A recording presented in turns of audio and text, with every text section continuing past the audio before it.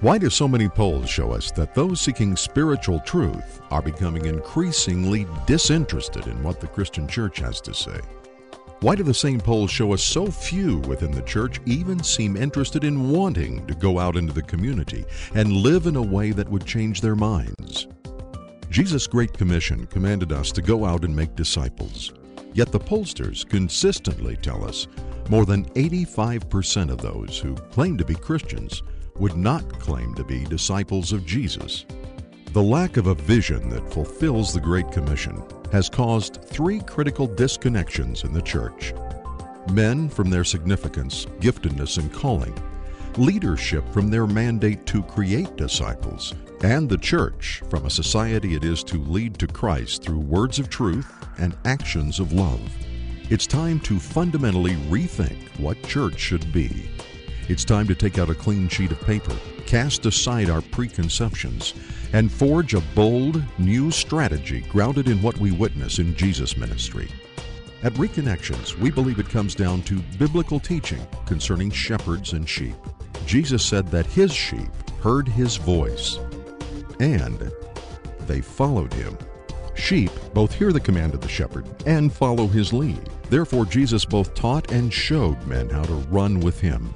He knew that inspired messages without inspired leadership would cause confusion among the sheep as to what to do with what they heard. The modern church has been seduced by what we at Reconnections refer to as the classroom leadership model. Too many shepherds are commanding without tangibly leading, resulting in flocks forever learning without acting. Classroom Christianity now dominates the landscape in the church in America. But it's not Jesus' model. The classroom mindset begins in seminary, where young men and women who want to make an impact for Christ hear a lot of teaching about going out, yet see little of it from those teaching them. What they see is a classroom. It's understandable then that when they go out to lead their flocks, they establish the same model. They're just being good sheep. Our new shepherds then train small group leaders to lead the sheep out into their communities. But like good sheep, those leaders also follow the example they've seen and just form smaller classrooms. Classroom Christianity eventually filters down to the people in the pews, who as good sheep think following Jesus means forever learning without doing, about spectating and not running. It's keeping them stalled in the starting blocks of Jesus' great adventure. This model has yielded too many in the church, particularly men, who can't translate what they learn on Sunday into a lifestyle, and quite frankly are bored because they never experience their critical contribution to the body of Christ. Why do we keep building bigger and bigger church buildings and yet have relatively little impact in our communities? Why do we hear persistent sermons urging members to evangelize and serve their communities, and yet so few of us actually go? Why will our members go to the church facility numerous times during the week for meetings, practices, programs, and studies, yet rarely will they go out from them? How is it that we can raise billions of dollars each year to build and remodel our houses of worship, and yet the poor in our neighborhoods must look to the government for help? It's simple. Sheep follow their shepherds, and the classroom is where they find them. We are not making disciples run with our vision, and it's because we're not giving them a true vision of Jesus. Our shepherds desire to see their flocks go out, and their teaching certainly encourages them. But because we've embraced a flawed model, our commands aren't resulting in the making of disciples who run with the Good Shepherd.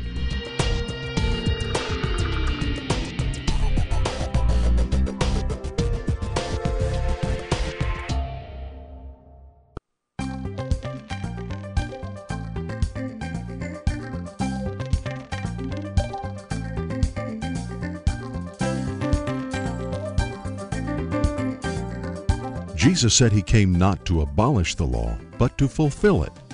Under the old way, God took men by the hand to lead them. They couldn't keep the greatest law because his leading was external. But God solved this problem by sending Jesus to pay the price for sin, opening the door to the Spirit to bring the law into men's hearts and minds. Now they could keep the greatest law because his leading was internal. Now they could truly love. And so Jesus did fulfill the law by making the greatest law of all possible for his people. But he didn't stop there. The Bible tells us Jesus came as the Word made flesh, so men could not only hear God's law, but see a living example of it to follow. Now he commands his disciples everywhere to do likewise, balancing the proclamation of the gospel with bringing it to life through good deeds.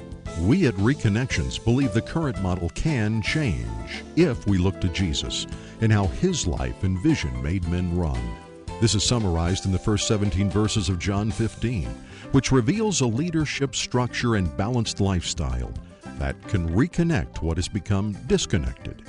Jesus didn't just preach in the temple, he led by example as he laid down his life for those he taught.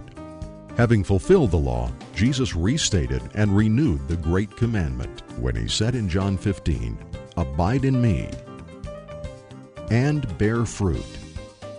With the indwelling of the Spirit and a living example to follow, his new vision made men run. Now we have the Good Shepherd, the Word to hear, and the person to follow. It is the mission and passion of Reconnections to help churches reestablish the John 15 model from the top down in a body of any size, whether connecting a new flock or reconnecting an existing one. We can awaken the men in the back rows of our churches to their giftedness and get them running because they see a new example. Shepherds and sheep can begin abiding and bearing fruit together, making disciples in the process. And the church can again become a light on a hill in the midst of our communities. We can turn the tide and see those seeking spirituality return to our words of truth because they have been touched by our acts of love.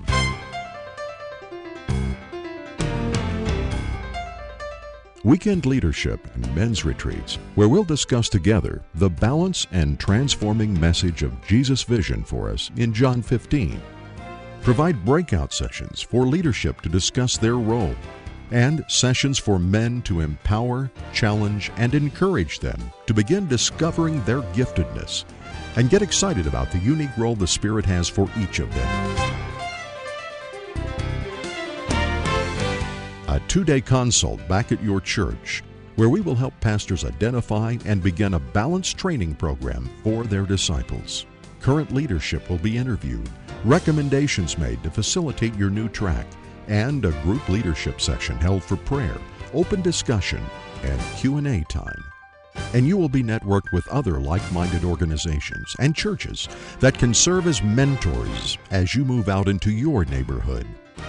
Once the Reconnections model is embraced in your church, it will no longer just be a place of learning and worship, but a model of balance, a track where seekers can learn, but where disciples can run as well. Shepherds and sheep will be motivated to venture out of the sheepfold and into the community where they can run together. That's what we call Reconnections. For more information, along with suggested fees, please visit our website at thereconnectedchurch.org.